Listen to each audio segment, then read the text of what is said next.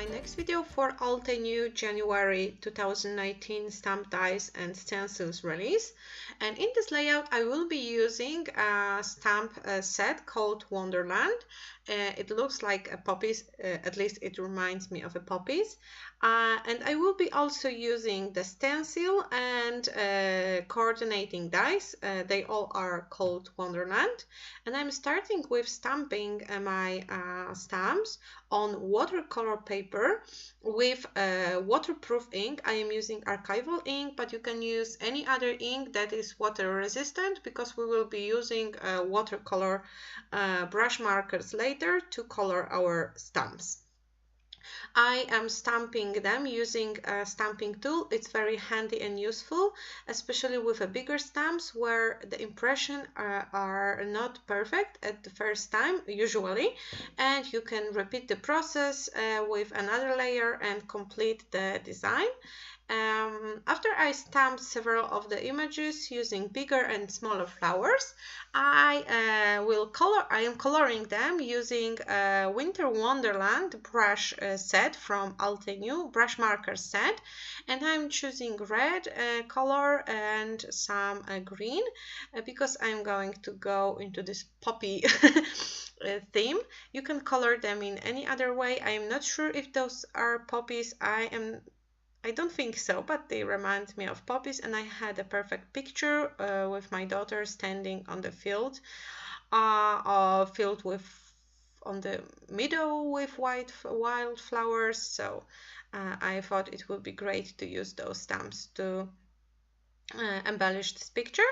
And as you can see, I'm mixing some colors. I'm applying green and then I'm applying a yellow to change the shade of green. Before the green dries out, you can still change the color by adding a little bit of water to lighten it up, or some other color to mix the colors. I did a very quick coloring. I wasn't very thorough with what I did because later I will spray everything with a clean water to activate the pigment and create this watercolor look. You can see the example in the upper part of the screen because I tested it on one of the flowers because I finished painting the others, because I was wondering if I would like the effect. So I'm just coloring them with the same technique, and after they will be dry and cut out, I will add some water. Now I'm using coordinating dies to cut out my stamps. It's very handy when the stamps are, more complicated. Sometimes it's quicker to hand cut the stamps, or if you like this even sharp edge, you should use the dies for sure. But if you are not a very specific with it, you can hand cut the stamps. I did it repeatedly with all of my impressions, and this is what I get.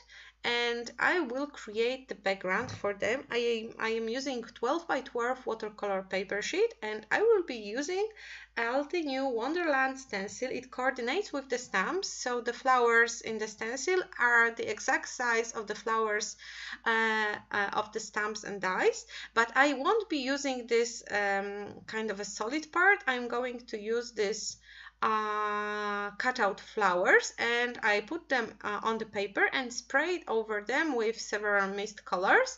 And after I will be done with coloring, I will remove the stencils and create kind of white spots over the background.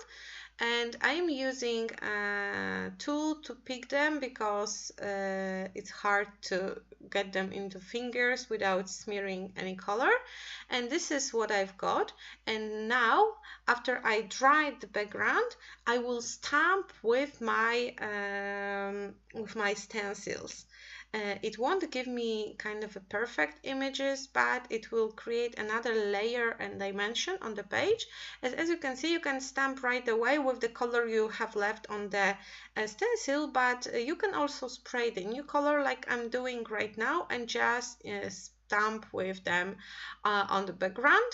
It's a very great technique, and you can do it in your art journals. If you like making them, it will be something new. It creates kind of a shadow, and I really love how this page turned out. I didn't have any, you know, specific expectations. I was just going with the flow, experimenting, and it was a very artsy kind of a project, and you know, I felt after I finished it that it was a great fun. My second layer is dry, and now I decided to use stamps over the places where I have the lighter spots, and stamp with watercolor proof ink over this background to add another layer. As I said, I haven't planned anything. It was just like an impulse to do something. And as you can see, my impressions aren't perfect, but I wasn't going for this perfect stamping effect. I want to create kind of a shadow, like a, you know, misty look with a washed color on the background, and the flowers I created previously on the forehead. So I'm just stamping here and there, creating kind of a crowd of flowers behind the real composition. And after I stopped stamping, I thought it will be fun to add some color to the background too. So I took the same markers I used for the background and I applied some color with a slightly smaller amount than I did it on the flowers. It's like kind of a loose hand painting. As you can see, I am not being very specific with the areas where I am applying color.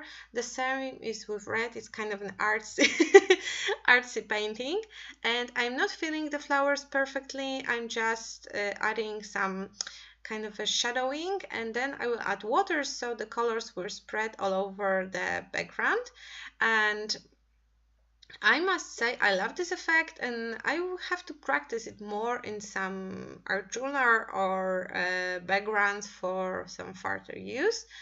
Further, I don't know, I think to use in the future. And now I'm applying just a clean water to spread the colors, and as you can see, the colors blended with the background. It created kind of this purple look, so it looks like a shadow.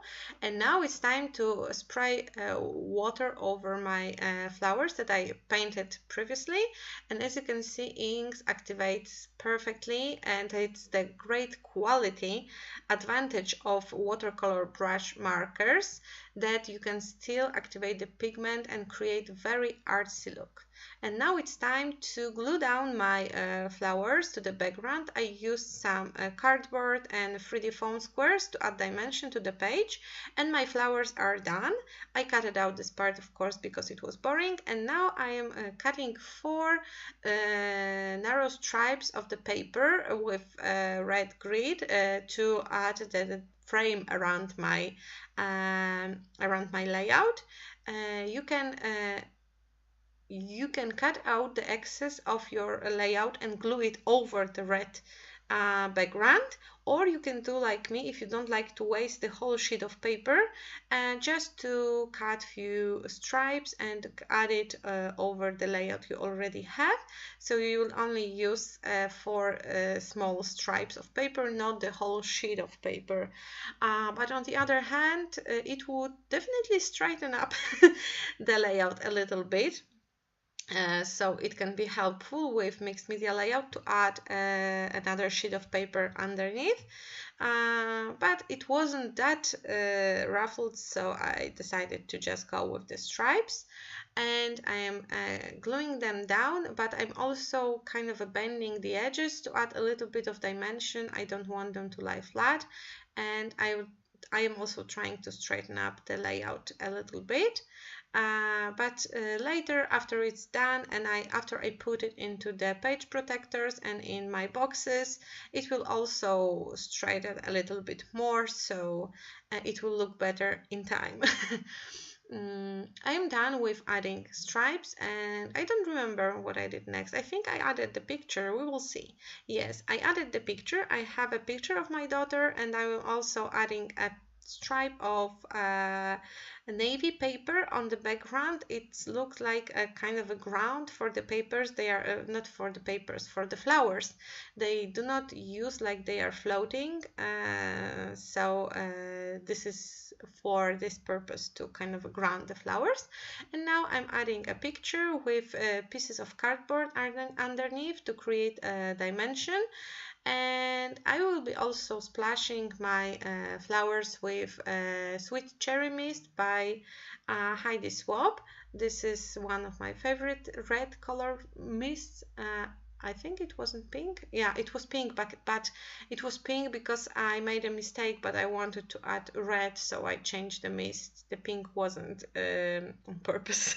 Sorry. They have similar bottles. And now I'm adding the title. I will be using some older stickers. They are foam stickers. I don't even remember the collection they are from, but I like this black color over this navy and red background. So I am using You Are Awesome. I have You, I have Awesome with some black foam stickers, and I am adding R with red stickers from Main Squeeze collection by Crate Paper. And my layout is almost done. I will add some smaller elements like enamel dots, and I must tell you that I love the new enamel dots from Altenew. It's most like enamel shapes because there are heart and stars there, and this is the set. As you can see, there are plenty of dots, and they have all similar colors, so we have reds and pinks on one shade, and it's very, very convenient if you like to create things in rainbow order like me. And my finishing touches is adding some puffy hearts to the page. Nothing really big, just, you know, a small things to add a little bit of texture here and there, and puffy stickers are perfect for that. That's it, my layout is finished. I hope you liked watching this video. Check the description box for all the links to the products that I use. Thank you for watching, and check my blog to join the blog hub and win some prizes. Bye bye!